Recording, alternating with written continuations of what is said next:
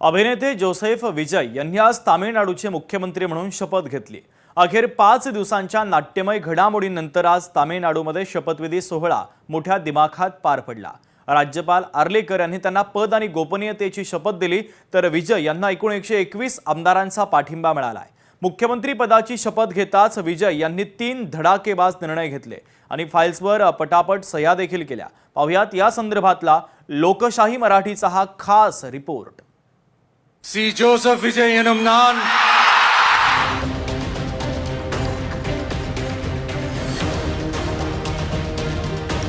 तामिळनाडूत आजपासून विजय पर्व।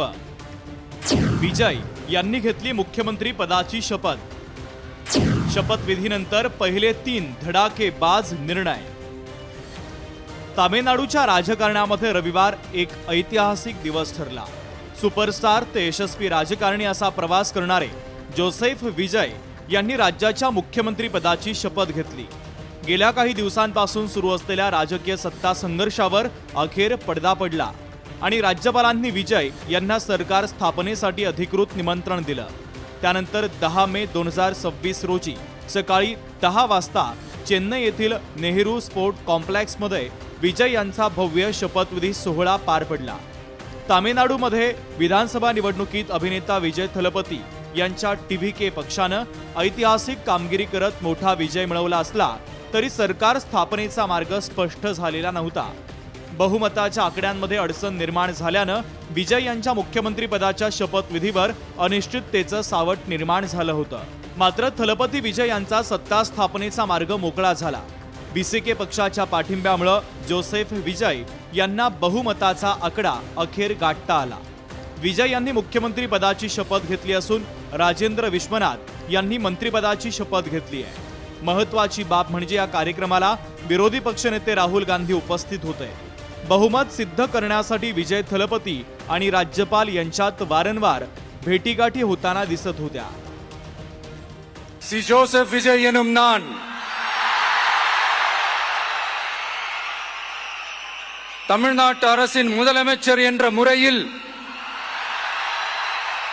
எனது கவனத்திற்குள்ளாவதும் தெரிய வருவதுமான எந்த பொருளையும் முதலமைச்சரின் கடமைகளை உரியவாறு நிறைவேற்ற தேவையான அளவுக்கன்றி ஒருவரிடமோ பலரிடமோ நேர்முகமாகவோ மறைமுகமாகவோ அறிவிக்கவோ வெளிப்படுத்தவோ மாட்டேன் என்று आंडवन मीद आणेयिट्टु उறுதிமொழிகிறேன்।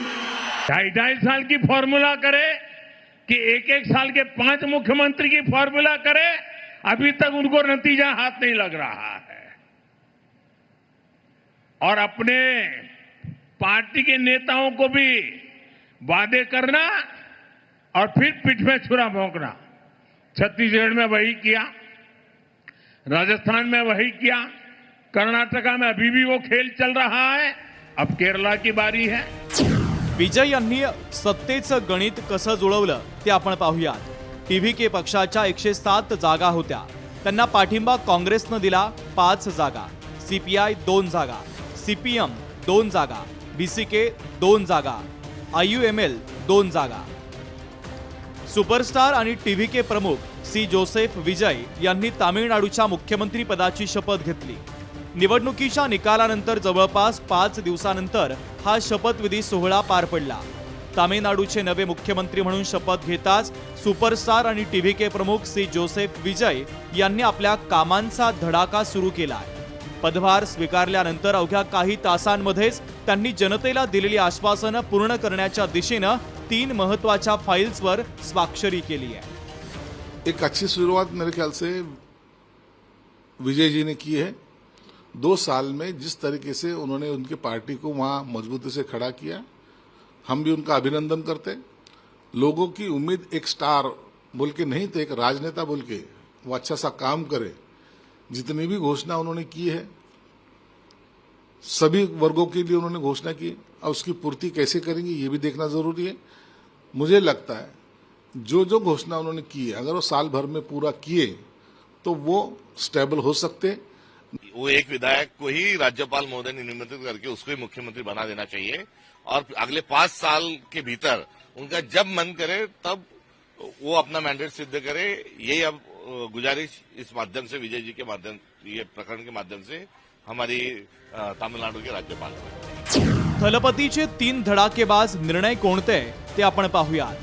200 युनिट मोफत वीज, राज्यातील प्रत्येक घरासाठी 200 युनिट पर्यंत मोफत वीज देण्याचा निर्णय त्यांनी घेतलाय। सामान्यांच्या खिशाला कात्री लागू नये हा त्यामागचा मुख्य उद्देश आहे। अंमली पदार्थ विरोधी स्पेशल टास्क फोर्स, तरुण पिढीला अंमली पदार्थाच्या विळख्यातून बाहेर काढण्यासाठी विशेष कृती दलाची स्थापना करण्याचा निर्णय त्यांनी घेतला। ड्रग्ज फ्री तामिळनाडू हे त्यामागचं मुख्य उद्दिष्ट आहे।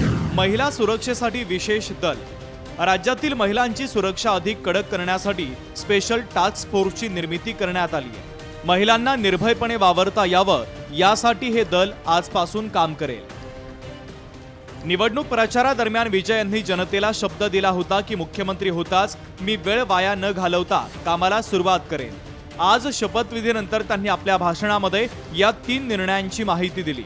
या निर्णयामुळे तामिळनाडूच्या राजकारणात आणि प्रशासनात थलपती स्टाईलनं एका नव्या युगाची सुरुवात झाल्याचं मानलं जात आहे। मोफत वीज आणि कडक सुरक्षा या 2 प्रमुख मुद्द्यांवर भर देऊन त्यांनी पहिल्याच दिवशी आपली राजकीय दिशा स्पष्ट केली आहे।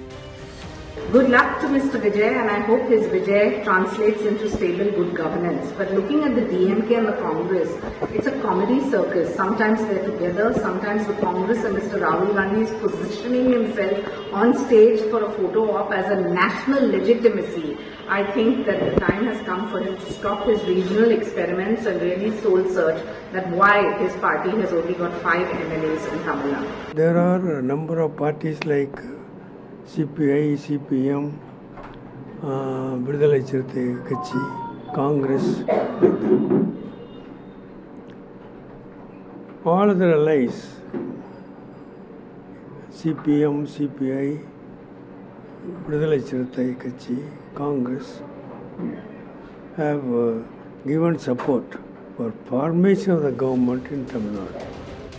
सुमारे 25 वर्षापूर्वी कुणीही कल्पना केली नसेल की सौम्य स्वभावाचा, साधा आणि लाजाळू विजय एके दिवशी स्वतःचा राजकीय पक्ष स्थापन करेल आणि आपल्या पहिल्याच निवडणुकीमध्ये मुख्यमंत्री पदापर्यंत पोहोचेल।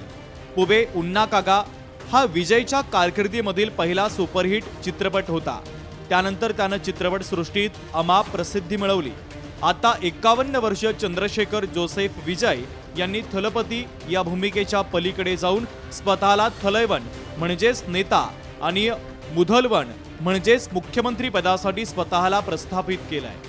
अनेक राजकीय अडचणींवर आणि मुरलेल्या राजकारण्यांच्या रणनीतींचा सामना करत अखेर विजय यांनी आकड्यांच्या बेरजेचं गणित अखेर जमवून आणलं आणि आता थलपती विजय मुख्यमंत्री विजय म्हणून ओळखले जात आहे। ब्युरो रिपोर्ट, लोकशाही मराठी, मुंबई। लोकशाही मराठी ऐका, पहा, जागरूक रहा।